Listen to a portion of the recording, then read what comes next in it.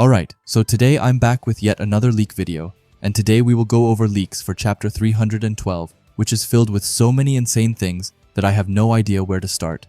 Firstly, we get to see the full starting 11, but we also see Nagi running to Burutsuta looking more fired up than ever, but you will just have to sit back and watch to find out what happens. Anyway, please leave a like and a comment, as well as join the Discord server and subscribe to my other channels down in the description. And with that out of the way, let's get into it. So to begin chapter 312 with the text saying, "All ready for the U20 World Cup. All there is now is to believe in your ego." We get right into it as we see Isagi tying his shoes. He then takes a deep breath as he thinks to himself that he needs to focus on this one battle, saying that he is a machine that lives for goals before taking it back, and saying that he is the tool that will make Japan the world's best. After that, the whole stadium starts to light up, and the announcer speaks up as he says that now, the long-awaited first round of the U20 World Cup. Here are the starting members of Blue Lock Japan. First off, the goalkeeper, who is none other than the GOAT, Gagamaru. As he is walking out, some fans say that the fireworks are awesome before telling Gagamaru that they are counting on him and calling him the Guardian. The announcer then moves on and goes to the three inner center backs, and to start it off, we have the captain of the team, Aiku. After that, we have the tall, long-haired, magnificent defender Ryu. And last but not least, the brain of the defensive line, Nico, and he is then about to move on to the two fullbacks, when we instead go over to Nagi. Nagi walks alongside all of the fans, and he gets out his ticket for the match. He overhears some fans saying that the game is about to start while he walks alone, and thinks that he no longer is a part of Blue Lock, thinking that he betrayed the philosophy of living for his own goals, lost, fell, and ended up here, saying that if that's the case, then he can't try and return.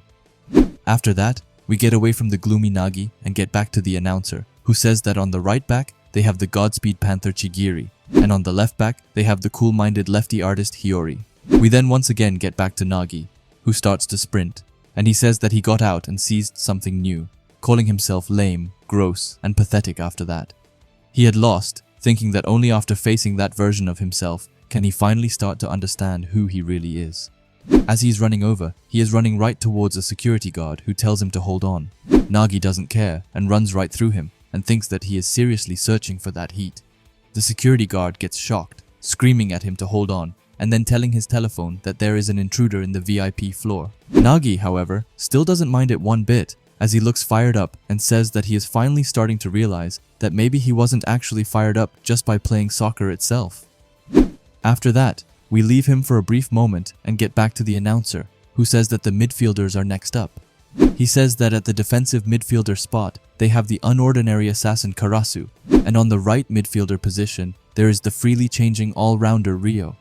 We then get a quick word from Nagi, who says that the one who brought him to Blue Lock was Ryo. However, the reality is that no matter how much he tried to get fired up about being with Ryo, it just didn't work.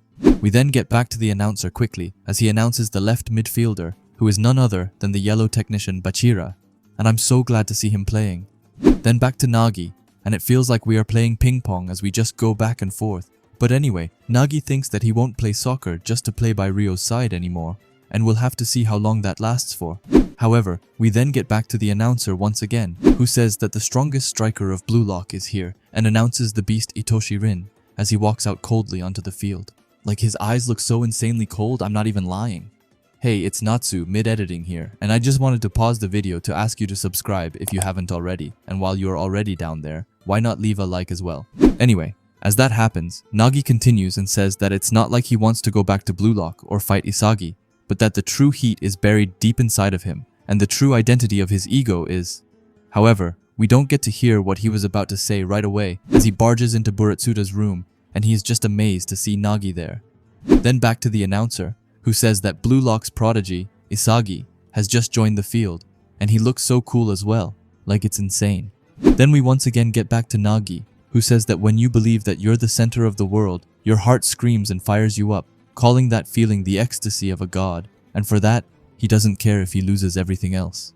He then gets right to Burutsuta and asks if that one spot is still open for him. Nagi then starts to transform into some wild-looking monster, as he says that he wants to become the best in the world and that he doesn't care if he has to crush Blue Lock anymore. And Burutsuta just looks super pleased as he is hearing that, as firstly he just thinks about bringing down ego, but also about all of the money he will get from Nagi. The announcer then says that the U20 World Cup opening match is about to begin, and we see the U20 Nigeria 11 squad, and they look so cold, especially the forward, who, with a smirk, tells Blue Lock to go all out. Isagi then activates his headphones, and he looks even more fired up as he also, with a smirk, tells, I guess, himself that it's time to get to the top. And then the fierce battle begins. And just like that, the U20 World Cup kickoff is right here, and they leave us in the perfect cliffhanger. Alright, so now I'm going to be honest, as I'm a bit mad.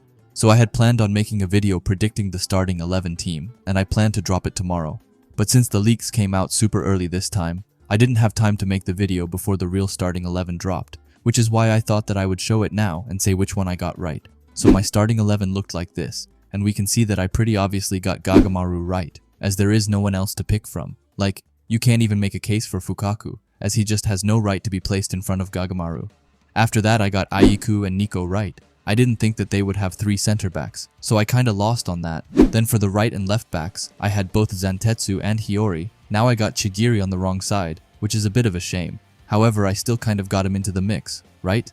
My guesses on the defensive midfielder was spot on, as I had Karasu there. Then I had Ryo placed at the offensive midfielder, which I mean wasn't spot on, as he is playing as the right midfielder, but I would still like to give it to me. Then I had Bachira placed on the left wing, but in reality, he was placed at the left midfielder position, which is wrong. But hey, let me still get it. Now for the strikers, they were just obvious, as they were Isagi and Rin, and I mean, what other options really are there?